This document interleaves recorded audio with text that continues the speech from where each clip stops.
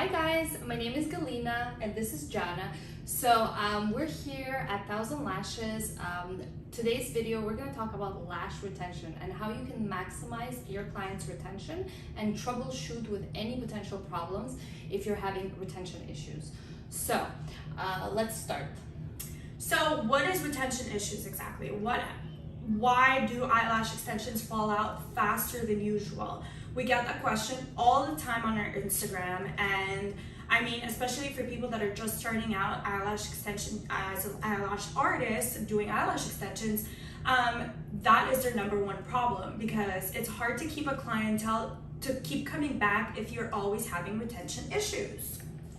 Yeah, so one of the main things that I would encourage you guys to do is like write down some questions that you can actually ask your clients when they contact you and tell you that they're having problems.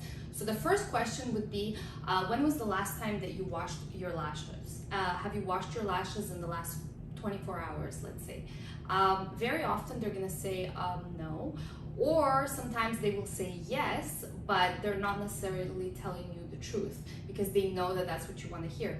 So I would really encourage you to like take a look at their lashes and see, do they look clean? Do the lashes look clean?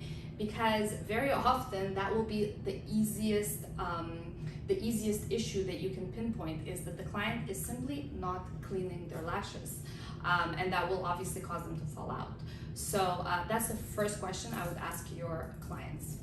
The second question I would ask them, a lot, what happens is that we get eyelash extension shedding or natural lashes shedding due to hormonal issues. So that could be hypothyroid, hypothyroid, it could be pregnancy, after giving birth, or even being on any kind of hormones, anything that is hormone related for us as a woman. So you need to ask any questions like that, you know, because if they are having retention issues and their natural lashes are falling out with the extension, I mean, then that means they're losing, their cycle is a lot faster than people's regular cycle of lash shedding. So that will be the second question I would ask. Very, very important to know if they're having any kind of hormonal difference. Maybe they're gonna say no, maybe they don't know, but you should definitely know that that could be one of the reasons why their extensions are falling out faster. Yes, and so that's one of the things that you can do. And then the other thing, you have to really ask them like, okay, are you picking your lashes? Like, obviously, like sometimes if you ask the question like that, the client is gonna be like, no, of course not. Like, no, like, because they might get defensive. But you should also, once again, evaluate their lashes. Does it look like there's some lashes missing on one side, for example, or like some damage to the natural lashes that looks like they have been ripped out? Because like a lot of the times the clients can get nervous and just start pulling on them. I know I do that sometimes. Same. I do that, and I know if I'm stressed out and I'm going through a lot of stress, nails and my lashes, they won't last. I just know that, and hence why I kind of stopped getting them done, because I know like if I get a little stressed out, I just start picking at them, and then if one feels a little weird, I just start pulling at it, and it's just horrible. So I know as a lash artist, we should not do that. But it's kind of like a nervous tick, I guess, that I do.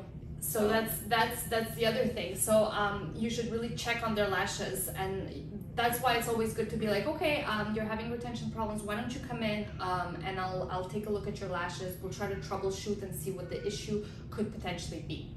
So that's what I would recommend. Now, the other thing is you can actually start troubleshooting. Maybe it's issues that you're doing as a lash artist. So what do you think that could be some issues? There is a lot of issues that could be.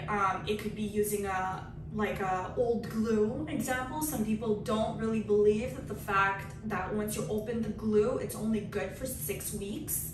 Sometimes even 4. Sometimes up to 6 weeks. Yeah. So some people don't believe in that. They're like, oh, there's still glue, that means it's still good. Some people don't shake their glue enough, so the glue separates and you have that clear liquid and the black liquid on the bottom, and they're not mixed well enough, so when you drop the glue, you can see that it's not mixed well enough. Yeah. That could be a major issue. There could be the fact that you guys aren't priming their lashes properly, or washing them before the appointment. I know not all the lash artists provide that service. They're like, you should wash them at home before coming, which I understand, but some other eyelash artists do provide that as a service when they come to get their lashes done. So also, you know, the way you're applying the extension to the natural lash, that could be also very, very one of the problems why your retention's bad. You need to look at the way that you're applying the extension. It is the base of the extension really on and stuck on there on the natural lash. If it's not, then it's gonna pop right off within just a couple of days, because, you know, like it's humid outside, it's hot, we sweat, it's normal, so like it's just gonna accumulate debris and it's just gonna pop right off if there's a little bit of space. So what else could you think of?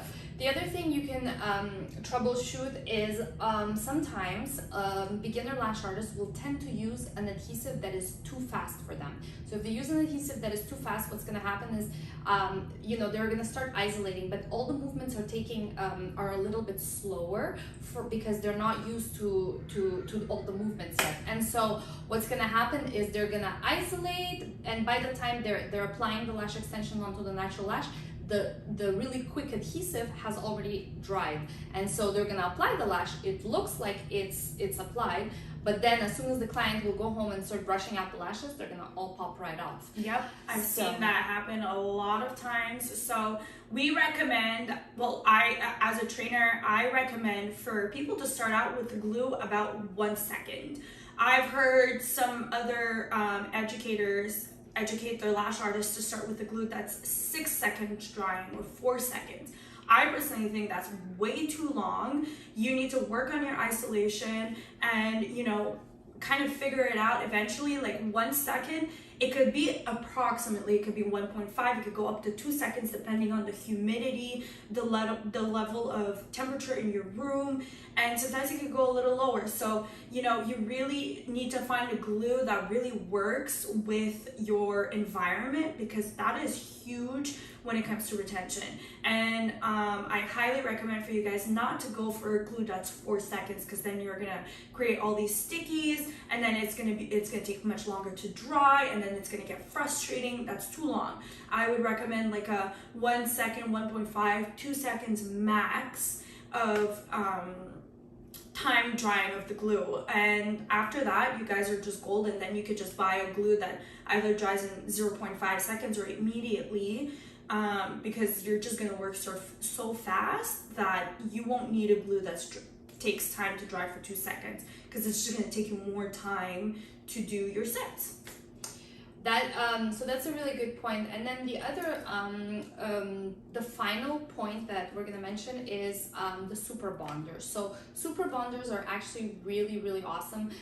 They have come out on the market like in the last couple of years, and they actually make a big difference, because the old school of thought, I know some people still do that. I don't know, I would love to know in the comments if you guys still do this, but nano misters. So people used to use nano misters before.